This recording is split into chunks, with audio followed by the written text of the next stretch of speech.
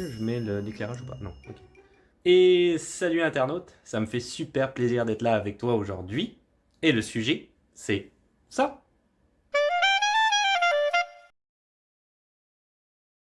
L'abolition du PEC a été mise en place, ça a été quand même une mesure qui a été très impopulaire, évidemment de la part des immigrants, mais les immigrants, je te dirais, on s'en fout un petit peu d'un point de vue politique, parce qu'ils n'ont pas le droit de vote, ok? Les résidents permanents, seuls les citoyens canadiens ont le droit de vote. Donc tout ce qui est résident permanent, temporaire, etc., ils ne peuvent pas voter. Donc ça n'a pas d'incidence politique pour les partis en question. Le fait est que par contre, c'était très impopulaire vis-à-vis des entreprises. Alors après ça, c'est sûr qu'on pourrait partir dans le détail de ce que j'ai déjà expliqué, c'est-à-dire que les entreprises ne veulent pas nécessairement plus de résidents permanents, ils s'en foutent un peu honnêtement. Hein. Ce qu'ils veulent, c'est continuer à avoir des travailleurs temporaires. Ce que le gouvernement du Québec d'ailleurs a fait en augmentant les chiffres des travailleurs temporaires, ce qu'il ne dit pas. Bon, alors, ils annonçaient vraiment, vraiment très froid, Météo Média, une vague de froid polaire, ils ne se sont pas trompés. Hein. Moins 37 à l'heure actuelle à l'extérieur. Tu vois, quand je me suis levé ce matin, il faisait 13. Et là, pour l'instant, il fait 14 degrés à l'intérieur de l'appartement. Donc, c'est vraiment pas chaud. 13, c'était vraiment pas chaud. En fait, j'ai mis notre petit chauffage d'appoint. Ici, tu vois. Il nous a pas coûté grand-chose. Donc je l'ai mis si tu veux en route, donc ça va commencer progressivement effectivement à chauffer, ça va prendre peut-être quelques heures. On va remonter tranquillement si tu veux la température. On n'utilise pas ce qu'on appelle, j'en avais déjà parlé dans d'autres vidéos, hein, les calorifères. Calorifères ici c'est ce qu'on appelle en fait des radiateurs électriques. Hein. Il y a de moins en moins ici au Québec de radiateurs à l'eau, comme je pouvais avoir en France. Le fameux radiateur à l'eau qui chauffait vraiment quand j'étais enfant, tu mettais ta main dessus, et éventuellement ça devenait vraiment brûlant. Il fallait faire attention quand même, on était habitué en tant qu'enfant. Mais tu vois, regarde, le nombre de chaussures qu'on a, un radiateur électrique ici, ok, donc un calorifère. Si tu te demandes, ça veut dire quoi calorifère? C'est ça, ok, ici. Nous, on les met pas, si tu veux, en route, parce qu'on est comme tout le monde, on manque de moyens, on va pas se mentir, ok, on a un budget qui est quand même un peu serré, quand même, donc ça coûte très très cher au niveau de l'électricité et très rapidement quand tu mets en route des radiateurs. Donc ce que ma conjointe a décidé de faire, c'est qu'elle met les radiateurs dans les chambres. Donc on a deux chambres, la chambre de mon fils et notre chambre à nous. Les radiateurs fonctionnent dans ces chambres-là, mais tu sais avec un thermostat, hein, comme partout dans le thermostat ici. Tu vois là, donc là il est à 0. Et nous, dans notre chambre, on le met vers 15 degrés, je pense à peu près. À partir du moment où ça descend, comme là tu vois c'était 13 degrés en haut, à partir du moment où ça descend en dessous de 15, effectivement il va se mettre en route automatiquement. Et on laisse les portes des chambres ouvertes pendant la nuit. Du coup, comme la chaleur a tendance à remonter, ça nous permet qu'en haut, ça ne descende pas en dessous de 13 degrés quand il fait des grands froids comme ça. C'est pas très très bon pour les plantes, ceci étant dit. Là, tu vois, ma conjointe a vraiment énormément de plantes. Hein. C'est vraiment sa passion. Mais si tu veux, au moins on ne descend pas plus bas que 13-14 degrés. Par contre, c'est ça. Le matin, quand tu te lèves, si t'es pas réveillé, t'es réveillé très rapidement. À 13 degrés, t'étais au chaud dans ton lit, tu sors, ça réveille. Mais c'est comme ça. Qu'est-ce que tu veux? On calfeutre un peu nos fenêtres, on fait attention, on utilise le moins possible les calorifères. Parce que les factures d'Hydro-Québec ici, Hydro-Québec c'est la grosse compagnie d'électricité, hein, ça douille très rapidement. Très très rapidement. Ça va très vite, surtout l'hiver. Qu'on fait très attention. Des petits trucs aussi, on utilise le four par exemple, pas pour chauffer, mais je veux dire, je vais faire une pizza ou je vais faire ma recette dans le four, un gratin, peu importe, ok. Une fois que j'ai terminé mon gratin, ça c'est un petit truc, mais c'est vraiment pas con. J'éteins mon four comme tout le monde, mais j'ouvre la porte et je laisse la chaleur sortir, si tu veux, dans l'appartement. C'est des petits trucs comme ça, à la con, qu'on utilise, mais ça fonctionne quand même bien, je te dirais, durant l'hiver. Donc voilà. Force à tous ceux qui sont dehors. Ce matin, j'ai posté une petite story, tu as peut-être vu, c'était il y a quelques semaines de ça. Maintenant, j'imagine, parce que je suis en retard dans mes montages. Donc c'était une question de Mohamed, donc vis-à-vis de cette fameuse augmentation qui a été décidée par le gouvernement du Québec, qui excède pas 5%, je sais plus si 4% et quelques, basé sur l'indice du prix à la consommation et les différentes taxes que les propriétaires doivent payer. Ils ne peuvent pas excéder, si tu veux, ce pourcentage-là dans l'augmentation du loyer, soi-disant. Question, qu'est-ce qui se passe si le propriétaire décide de quand même aller au-delà de ce pourcentage-là? Ben oui, effectivement, toi en tant que locataire, tu as absolument le droit d'aller contester cette augmentation-là au tribunal administratif du logement. Ceci dit, j'en avais déjà parlé dans mes vidéos précédentes, tu vas avoir un dossier à ton nom en tant que locataire et les autres propriétaires, si tu changes d'appartement, ont accès à ces dossiers-là. Et à ce moment-là, tu pourras plus louer d'appartement, très probablement. On voit ici que c'est très injuste au niveau de la crise du logement. Le propriétaire a le gros bout du bâton. Mais bref, force à tous ceux qui sont dehors, au SDF, etc. Parce que là, c'est juste impossible. Impossible. À moins 37, tu peux pas vivre dehors. C'est impossible. Impossible. Donc il y a ce qu'on appelle ici à Montréal des haltes chaleur, hein, donc des endroits qui ont été conçus pour ça, où les gens peuvent y aller, se réchauffer. Ils ont des petites collations, des goûters, ce que tu veux, etc. Des cafés, tout ça. Et puis voilà, après, bon ben, comme j'avais posté quelqu'un ce matin en story qui disait tu peux leur apporter des cartes cadeaux McDonald's pour qu'ils aillent s'acheter un café par exemple. Donc ça leur donne, si tu veux, l'opportunité d'aller dans le McDo, d'acheter un café, de rester un peu au chaud. Ça coûte rien, une carte cadeau, donc c'est des petits trucs comme ça pour essayer d'aider les gens qui sont dans la rue parce que par moins 37, c'est juste complètement inhumain. Être dans la rue, d'après moi, c'est inhumain, premièrement. On est tous des humains et puis je comprends pas pourquoi on accepte qu'il y ait des gens qui soient dans la rue. Tu sais, ça n'a aucun sens, n'a aucun bon sens. Ouais, mais il travaille pas ou quoi? Tu connais pas sa vie. Tu sais pas à travers de quoi il passe. Tu sais, je veux dire, il y a des gens, ils ont perdu leur enfant, ils ont peut-être besoin d'aide aussi psychiatrique. Je donne des exemples comme ça, sortis de mon chapeau, mais tu as compris, tu connais pas la vie des gens, donc tu peux pas les juger sans connaître. Mais c'est inacceptable de laisser des gens dans la rue, par exemple. Ça, pour moi, là, je ne comprendrai jamais. Voilà, je voulais te parler de ça. Juste là, pour le vidéo. Salut. Alors encore et toujours dans ma cuisine, c'est là que j'aime filmer le plus apparemment, mais en fait c'est parce qu'avec le comptoir, c'est beaucoup plus pratique de poser mon équipement si tu veux pour filmer naturellement, et puis c'est ça, le comptoir, plus pratique, hein. En plus, je filme une grande partie de la journée, mais souvent je filme le matin comme en ce moment, donc j'ai accès à ma cafetière. Ça c'est la potion du matin obligatoire. Ok, donc je vais te montrer quelque chose. Pas ça, hein, j'ai fermé. Ok, donc c'est ça que je voulais te montrer. Donc en fait hier j'ai eu droit à une... C'était hier? Avant-hier, excuse-moi.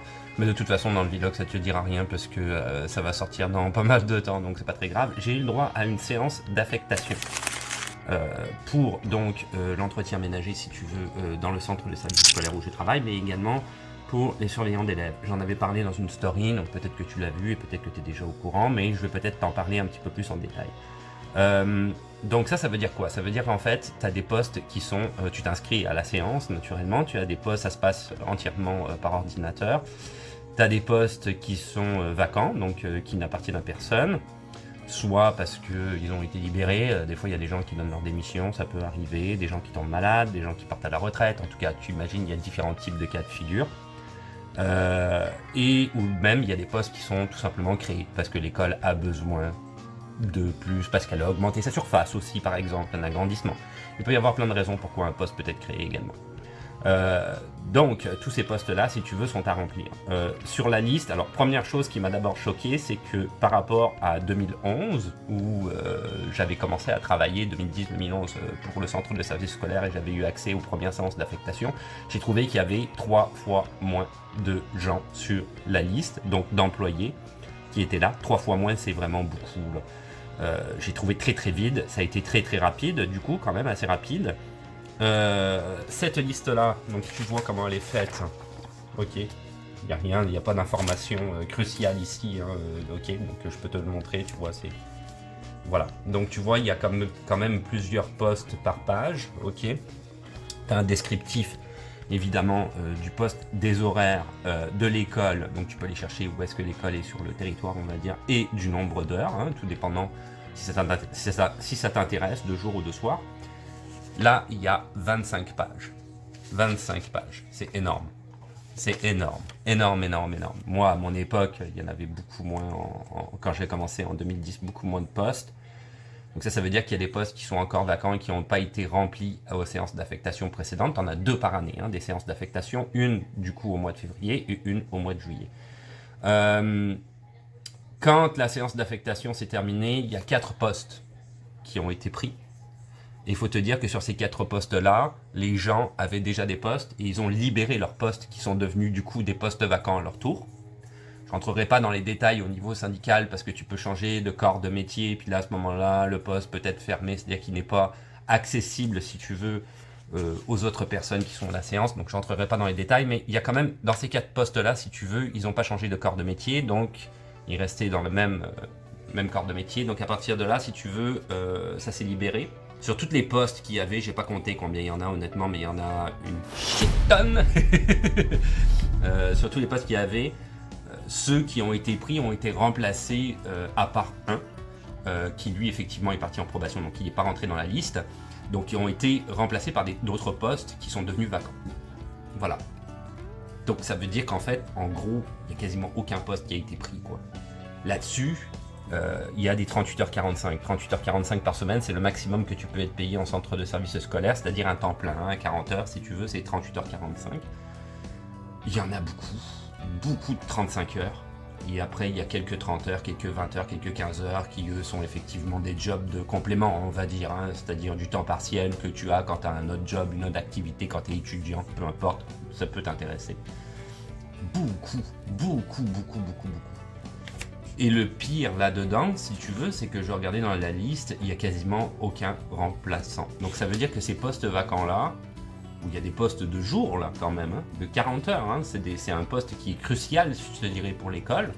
On parle de concierge plus, je vais peut-être expliquer c'est quoi exactement. Bon, ça veut dire qu'il n'y aura aucun remplaçant quoi, qui va aller dans ces postes-là. Ou presque pas. La liste de remplacement est complètement vide. Concierge plus, pour revenir, c'est quand tu travailles dans une très grande école. La plupart du temps, c'est des écoles secondaires, ça peut être une école primaire, où il y a plusieurs concierges, personnel d'entretien ménager, et toi, tu es leur chef, si tu veux, attitré, et la direction se réfère à toi. Donc, c'est des énormes écoles, c'est des usines, hein, si tu veux.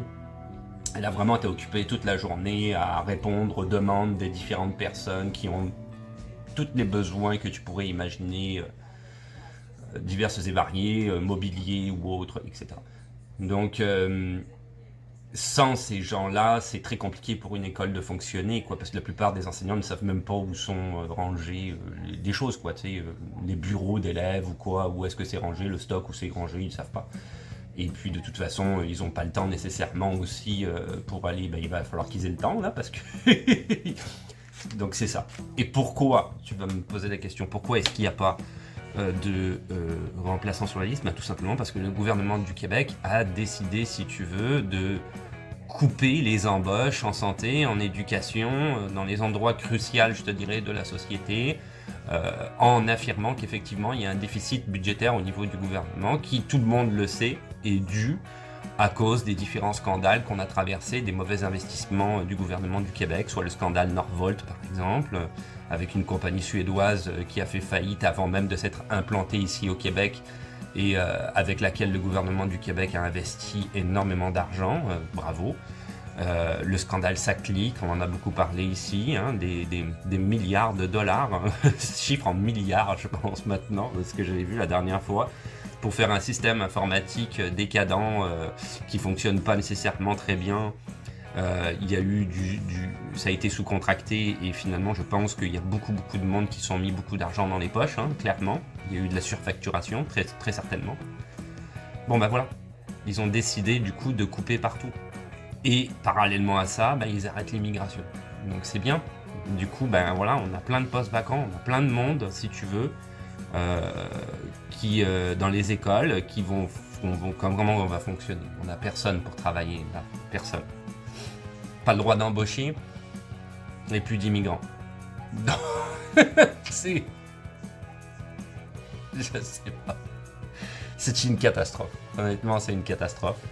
Alors, c'est le matin et l'heure du café, et je me suis dit que j'allais partager avec toi mon petit quotidien, si tu veux, par rapport à ce que je peux diffuser sur les réseaux sociaux, dans le sens où je fais une sorte de veille, on va appeler ça comme ça, d'actualité. Donc je regarde ce qui s'est passé ici au Québec, et puis j'essaye de trier tout ça et de voir qu'est-ce qui pourrait être intéressant pour les gens, soit pour faire carrément une vidéo, ou simplement une petite story, un short, qui permet d'informer les gens. Des fois c'est des trucs drôles, mais c'est souvent quand même plutôt du pratico-pratique, de l'informatif, de l'actualité, de la politique, de l'économique, du social, tout ce qui se passe ici au Québec. Naturellement, mon petit café vient de passer,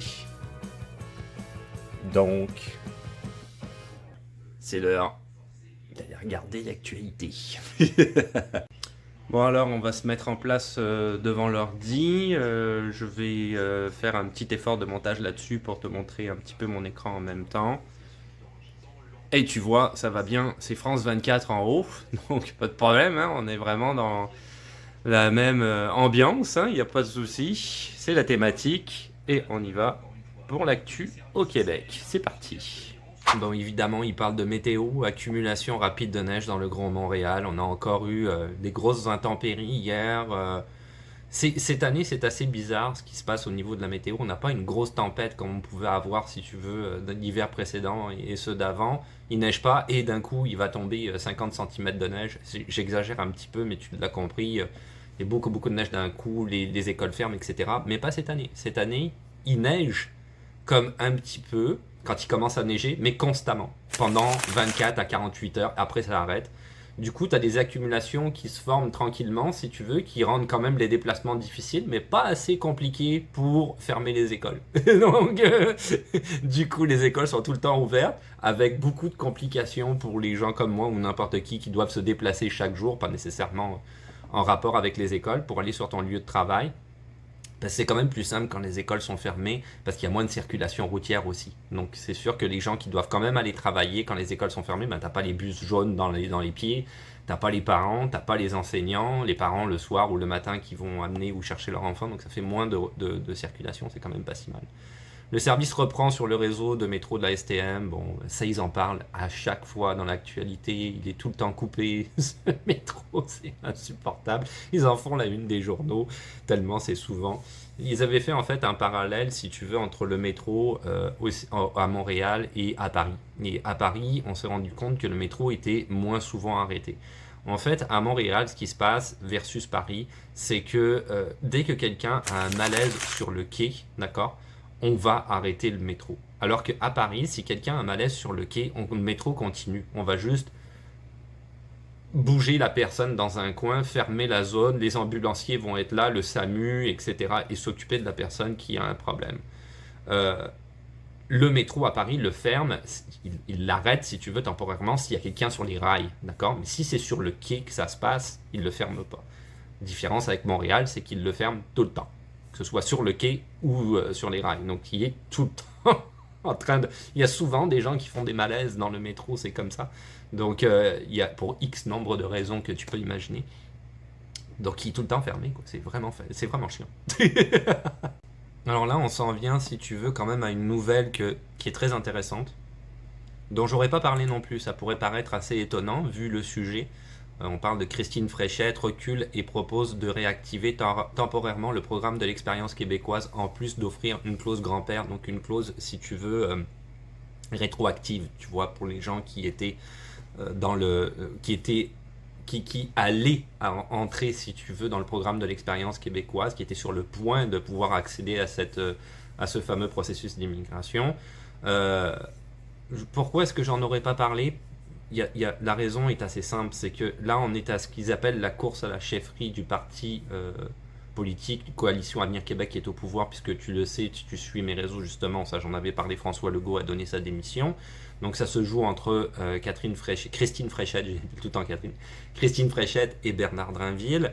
Donc si tu veux, dans leur débat politique, Drinville ne veut pas revenir là-dessus, mais Fréchette elle veut revenir donc sur ce fameux programme de l'expérience québécoise. Sauf que là, c'est ça, on est dans des débats politiques pour un futur chef de Coalition Avenir Québec qui, à ce moment-là, va prendre sa décision quand il sera chef du parti politique. Pourquoi en parler maintenant quand on ne sait pas qui va être chef du parti politique, tu comprends? Donc ça, effectivement, c'est une information que je vais donner sur mes réseaux si Christine Fréchette est la première ministre de Coalition Avenir Québec et qu'elle prend cette décision, qu'elle met cette décision en place. Alors là, oui, effectivement, j'en parlerai parce que ça va être effectif. Mais je ne vais pas en parler encore une fois, comme je disais tout à l'heure, parler à travers son chapeau. Je ne vais pas en parler là parce qu'on ne sait pas. Donc c'est des choses, tu vois aussi sur les réseaux sociaux, souvent je vais cibler une information qui est pertinente et qui se passe maintenant. Ok, pour les gens qui a un impact, si tu veux. Même chose si elle décide de passer la loi, mais que la loi va passer dans X nombre de semaines ou de mois, là je peux en parler parce que je le sais que la loi va passer. Tu vois, mais là on est trop dans du nébuleux. Par contre, ça nous intéresse dans le vlog parce que c'est quand même une assez bonne nouvelle, dans le sens où on a un des deux qui voudrait aider les immigrants. On va pas non plus se mentir, c'est entièrement démagogique. Donc l'abolition du PEC a été mise en place, ça a été quand même une mesure qui a été très impopulaire, évidemment de la part des immigrants, mais les immigrants, je te dirais, on s'en fout un petit peu d'un point de vue politique, parce qu'ils n'ont pas le droit de vote. Ok, les résidents permanents, seuls les citoyens canadiens ont le droit de vote. Donc tout ce qui est résident permanent, temporaire, etc., ils ne peuvent pas voter. Donc ça n'a pas d'incidence politique pour les partis en question. Le fait est que par contre c'était très impopulaire vis-à-vis des entreprises. Alors après ça, c'est sûr qu'on pourrait partir dans le détail de ce que j'ai déjà expliqué, c'est-à-dire que les entreprises ne veulent pas nécessairement plus de résidents permanents, ils s'en foutent un peu honnêtement. Hein. Ce qu'ils veulent, c'est continuer à avoir des travailleurs temporaires. Ce que le gouvernement du Québec d'ailleurs a fait en augmentant les chiffres des travailleurs temporaires, ce qu'il ne dit pas. C'est-à-dire qu'on est dans une fourchette entre 84 000 et 124 000 résidents temporaires acceptés par année ici au Québec. Donc on a augmenté la fourchette, qui correspondrait d'ailleurs au nombre de résidents permanents dont on aurait besoin pour faire fonctionner l'économie. Et on réduit parallèlement à ça les résidents permanents à 45 000. Donc clairement, le Québec fait en sorte de pouvoir fonctionner sur des résidents temporaires dans l'avenir, des nouveaux dossiers qui vont être acceptés, sans pour autant donner la résidence permanente. Donc on est dans l'esclavagisme moderne à long terme, si tu vois ce que je veux dire. Mais là, étant donné que c'est quand même très impopulaire, comme pour revenir à ce que je disais vis-à-vis des entreprises ici au Québec, le fait de faire ça et de reculer, c'est démagogique dans le sens où tu le sais que toutes les entreprises vont être contentes, vont dire bon ben voilà, ils font une clause grand-père, ils reviennent sur l'abolition du programme de l'expérience québécoise, donc on retourne, si tu veux, en arrière. Et tous les gens qui ici étaient dans l'incertitude, les immigrants, à savoir s'ils allaient pouvoir continuer à rester sur le territoire, le pourront. Et les entreprises vont pouvoir continuer à fonctionner. Et tous ces entrepreneurs-là, tous les gens qui entourent ces entrepreneurs-là vont revoter la CAQ. Tu vois, c'est un petit peu l'idée, tu vois, qu'il y a dans l'arrière. Moi, si je dis entre les lignes, ça ne m'étonnerait pas qu'elle devienne Premier ministre à cause de ça. Parce que le parti politique veut rester au pouvoir. Ce que Drainville, lui, ne mettra pas en place. Cette fameuse clause grand-père et le fait de revenir sur l'abolition du programme de l'expérience québécoise. Donc tu vois réellement, si tu veux, là, comment ça se dessine. Est-ce que c'est bon pour les immigrants en tant que tels en deux parties, je te dirais. Première partie, oui, parce qu'il y a beaucoup de gens qui, quand même, vont se retrouver dans le programme de l'expérience québécoise avec une certaine chance d'aboutir à la résidence permanente. Deuxième point, non. Pourquoi? Parce qu'ils ont quand même donné le chiffre de 45 000 résidents permanents par année. Là-dessus, il faut que tu enlèves 10 000 parrainages, donc ça fait juste 35 000 personnes. Ça fait très très peu de monde par rapport au nombre de candidatures qu'il va y avoir. Donc, si par le programme de sélection des travailleurs temporaires, le PSTQ, programme de sélection des travailleurs qualifiés, pardon, du Québec, tu n'avais quasiment aucune chance d'être accepté, parce que le programme est très sélectif, ça le dit dans son nom, et c'est au bon vouloir du gouvernement du Québec. Si le PEQ il est moins sélectif, ça sera encore au bon vouloir du gouvernement du Québec. Donc il y a quand même beaucoup de monde qui se feront refuser probablement la résidence permanente néanmoins. Ça veut dire qu'ils vont avoir un petit délai où ils vont pouvoir rester sur le territoire, parce que même s'ils sont illégaux, comme l'abolition du PEC, si tu veux, le PEC va être rétabli pour ces gens-là. Hein. Probablement le Québec va dire au moins voilà, il va y avoir une sorte, si tu veux, tu sais, de statut implicite, de choses comme ça, qui fait que tu pourras rester sur le territoire. Mais le problème, il est est-ce que ces gens-là vont quand même obtenir la résidence permanente en bout de ligne et rester au Québec? J'en doute fortement. Donc c'est vraiment tout ça est politique et électoral. Et voilà, donc nouveau vlog qui est donc terminé. Alors j'ai rassemblé un petit peu les sujets pénurie de main-d'œuvre, on va dire actualité et froid. Bon ben froid, t'es habitué, je parle de météo tout le temps. Non, mais là, c'est parce qu'on avait vraiment eu, à ce moment-là, quand ça a été filmé, si tu veux, dans cet épisode de vortex polaire qu'on subit un froid extrême. C'est-à-dire qu'on est tout le temps dans les moins 25, moins 30, mais là, on était descendu dans des moins 37. C'est quand même assez extraordinaire, moins 37, même si je te dirais que moins 25 et moins 30, je trouve ça extraordinaire aussi. Mais bon, voilà. Pour le reste, je trouvais ça intéressant quand même, pénurie de main-d'œuvre, actualité, de voir un petit peu qu'est-ce qui se passe si tu veux ici. Tu vois aussi hein, que pour l'actualité, c'est souvent un peu, bon voilà, ils n'ont pas grand-chose à dire et je trouve, comme je l'ai dit dans le petit bout de vlog, qui surdramatise pas mal certaines informations, sans parler de l'effet un peu chronique d'opinion quand on veut juste avoir des faits. Bref. Je terminerai là-dessus. Tu peux me retrouver sur les réseaux sociaux, ce qui comprend TikTok, Instagram, Facebook et Twitch, peut-être un jour.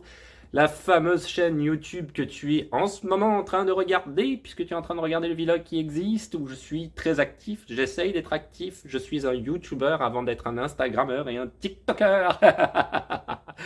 TikTok et Instagram sont là pour nourrir YouTube selon moi, même si je mets quand même du contenu qui est très spécifique, je te dirais à Instagram surtout en story et en short.